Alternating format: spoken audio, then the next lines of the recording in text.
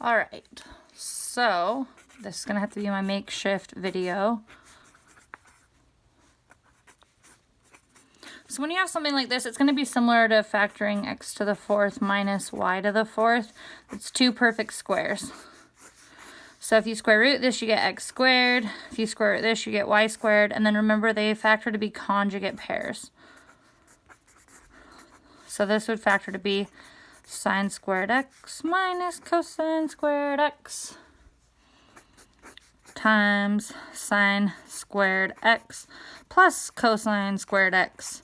Then remember, we have our trig identity, which is sine squared x plus cosine squared x equals 1. So then this just becomes a 1.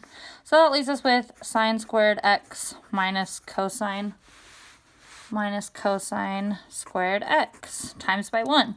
Now, the thing that you'll notice is you have two terms. If you can get it to be one term, you're great. But if not, you can't get it to be one term, then it's always better to have it just be one trig function, like just sine or just cosine.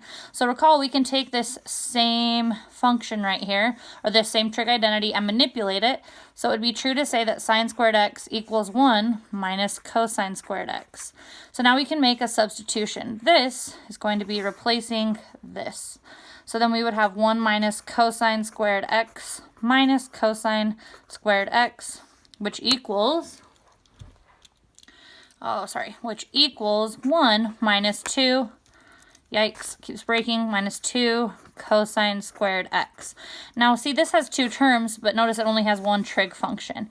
So we also could have had, if we were to add, let's see. I'm looking back at this to see if there's another manipulation we could have done.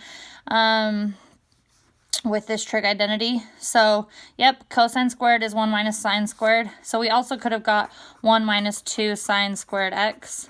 Either one of these is considered more simplified than this because even though they have two terms, this term at least is a constant. So hopefully that helps.